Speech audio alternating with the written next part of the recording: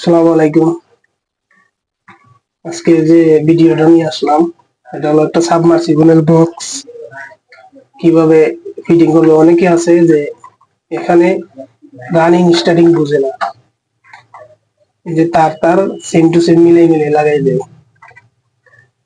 এখানে যে একটা ওভারলোড প্রোডাক্টর আছে, অনেকে কি করে এটা খুলে ফেলেন। তো এই ভুলটা কখনো করবেন না, যে এই ওভারলোডটা আপনারা কোনোদিন খুলবেন না।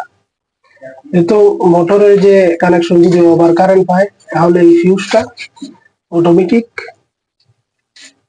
বাড়িয়ে যাব। তখন কি হবে, মোটরের সেফটির জন্য এটা ব্যবহার করছে, এটা কখনো খুলবেন না। আর মোটরের যে রানিং কয়েলের তারটা এটা হলো এটা, আর স্টার্টিং কয়েল হলো এটা হলো নিউট্রাল। তো কেমনে লাগাই আপনারা দেখেন। এগুলা কাজ বুঝলে একেবারে সহজ, আর যদি না বুঝেন অনেক ফেরা। আমি নীলটাতে দিলাম, যে যেরকম ভাবে বুঝে এইরকম ভাবে দিলাম।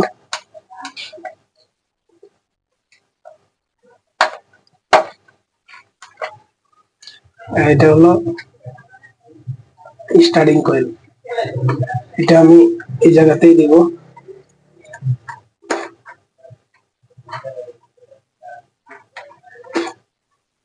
কাজ যদি মিলিয়ে করতে পারেন তাহলে আপনার জন্য অনেক সেফটি, আর যদি না বুঝেন অনেক ফেরা। আজকে আপনাদেরকে একসাথে দুইটা কাজ দেখাই, যাতে নিউট্রেলটা মূলত ওই যে ফিউজটা করা হয়েছে, এটা নিউট্রেলের মাধ্যমে করা হয়েছে।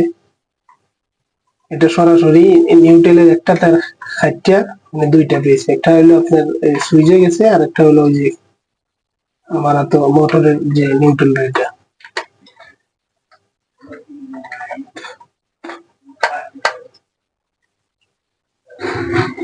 তো এগুলো বুঝে কানেকশন দিবেন, আর যারা জানে না, অল্প জানেন, তারা এগুলাতে না ধরাই সবচেয়ে বেশি ভালো, কারণ একটা মোটরের অনেক দাম।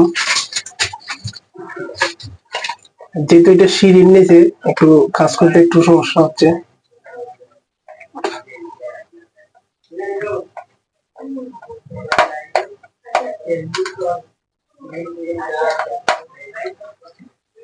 আর এটা এক গুঁড়া মোটর, আপনারা সিক্স এম্পিয়ারের একটা সার্কিট ব্রেকার ব্যবহার করবেন সবসময়, যাতে শর্ট সার্কিট না হয়। তো দেখতে পেলেন, এটা হলো মেইন ফেজ, একটা দুইটা, এটা হলো নিউট্রাল, এটা স্টারিং কয়েল, এটা রানিং কয়েল। তো আর এটা মূলত যদি এই তারটা যে বাইচা থাকলো, এটা যেহেতু আমার এখানে কোনো ফিন নাই, তাহলে এটা আমার দরকার নাই। যদি আমার এটা ওই যে গ্রাউন্ড থাকতো তাহলে এই তারটা আমার দরকার ছিল। তো এটা আমি কেটে ফেলে দিচ্ছি, এটা আমার প্রয়োজন নেই। তারপরে আসেন এই যে কারেন্টের লাইনটা, এটা যেহেতু মালিকের ভাষ্য হলো যে 6 পিনের মাধ্যমে দিতে হবে। তো আপনারা ওই যে নিউট্রাল দেখতে পাচ্ছেন, যে এন নিউট্রাল আর এই সুইচের মাধ্যমে একটা কানেকশন করে দিবেন। এটা নিউট্রাল ফেজ দেখার কোনো প্রয়োজন নেই, এটা এই জায়গাতে, যেহেতু এটা কারেন্ট ডিসি বললাম, তো এত দেখার কোনো প্রয়োজন নেই। নিউট্রাল ফেজ দেখবেন খালি আপনারা হলো কোনো সুইচের ক্ষেত্রে বা ডিবি সার্কিট ব্রেকার ওইগুলোর মধ্যে নিউট্রাল ফেজ দেখবেন।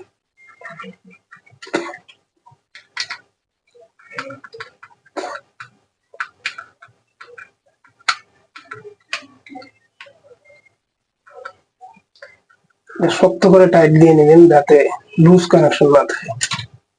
যেহেতু এটা সিঁড়ির নিচে, চাইলে আমি কানেক্টরটা ফেলে দিতে পারতাম, কিন্তু ফালাইলাম না, একটা 6 পিনের মাধ্যমে দিয়ে দিলাম যাতে খুব সহজে।